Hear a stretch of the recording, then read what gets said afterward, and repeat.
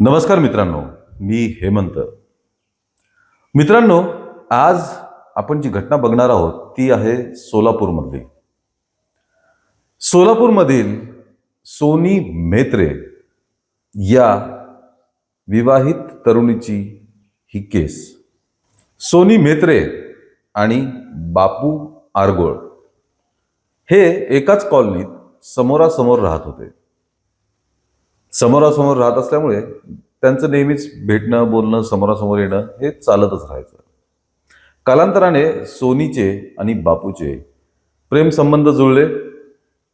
Sony तशी वयाने बरीच लहान होती, पण तिचंही बापूवरती प्रेम होतं. बापू आरगोळ याने सोनीच्या घरच्यांकडे लग्नासाठी मागणी घातली. घरच्यांनी स्पष्ट नकार दिला. का? कारण बापू हा तसा उनाड मुलगा होता. उनाडपणा करणे, दिवसभर हिंडत फिरत राहणे, दारू पिणे, हाणामाऱ्या करणे या गोष्टी हा बापू आरगोळ करत असल्यामुळे अर्थात सोनीच्या घरच्यांनी लग्नास नकार दिला.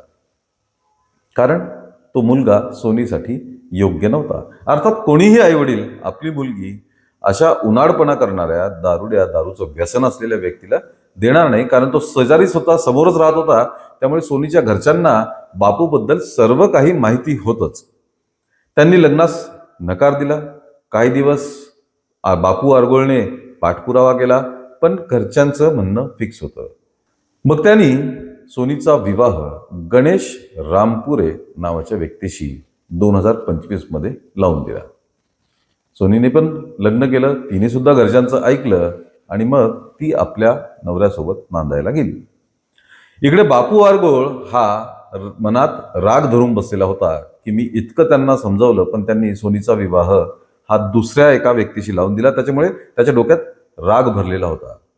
तो ह्या त्या कारणावरनं मग सोनीच्या घरच्यांशी वाद काढायचा, भांडणं काढायचा, त्यांना त्रास द्यायचा. एका अर्थाने हे सर्व सुरू होतं. त्यानंतर सोनी गर्भवती राहिली आणि 3-4 महिन्यांपूर्वी ती आपल्या माहेरी बाळंतपणासाठी आली. तिला 9वा महिना सुरू झालेला होता. बापू आरगोळ हा समोरच राहत होता. 9वा महिना सुरू झाल्यानंतर एके दिवशी, म्हणजे अगदी 2-3 दिवसापूर्वीची ही गोष्ट आहे, बापू आरगोळने घराच्या बाहेर मोठा साऊंड सिस्टम लावला आणि त्यावरती जोरजोरात गाणे लावून गल्लीतलेच लहान मुलं जमा करून त्यांच्यासोबत नाचायला लागला. याचा अर्थ 1 वर्ष उलटून गेल्यानंतर सुद्धा बापू आरगोळमध्ये कुठलीही सुधारणा झालेली नव्हती. तो आधी जसा होता आताही तो तसाच होता. लहान मुलांना जमवलं आणि त्यांच्यासोबत नाचायला लागला. हळूहळू त्याने साऊंड सिस्टमचा आवाज प्रचंड वाढवला. आजूबाजूच्या शेजाऱ्यांना सुद्धा त्याचा प्रचंड त्रास व्हायला लागला. असं म्हणतात, अशी माहिती आहे की इतरांच्या घरातील भांडी सुद्धा थरथरायला लागली होती. इतक्या मोठ्या आवाजात त्याने गाणे लावलेले होते. सोनी 9व्या महिन्याची गर्भवती असल्यामुळे तिला या आवाजाचा त्रास व्हायला लागला. त्रास होत असल्यामुळे तिने आईला सांगितलं की जाऊन त्यांना सांगा. सोनीची आई तिथे गेली. तिने सांगितलं की सोनी 9व्या महिन्याची गर्भवती आहे. इतक्या मोठ्या आवाजात तुम्ही गाणे ऐकू नका, आवाज कमी ठेवा. यावरनं बापू आरगोळने परत वाद उकरून काढला. वाद त्याने सोनीच्या आईला शिवीगाळ करायला सुरुवात केली. शिव्या दिल्या, भांडायला लागला, जोरजोरात ओरडायला लागला. हे सगळं सोनी घरातनं बघत होती. तो आपल्या आईला भांडतोय, शिव्या देतोय हे बघून ती घरातनं बाहेर आली. बाहेर आल्यानंतर तिने त्याला बापूला विनंती केली की तू आवाज कमी कर, मी 9व्या महिन्याची गर्भवती आहे आणि मला या आवाजाचा त्रास होत आहे.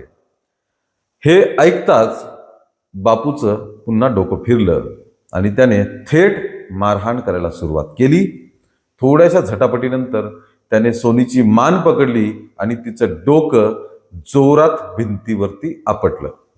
इतक्या जोरात आपटलं की आपटता क्षणी सोनी जमिनीवरती कोसळली.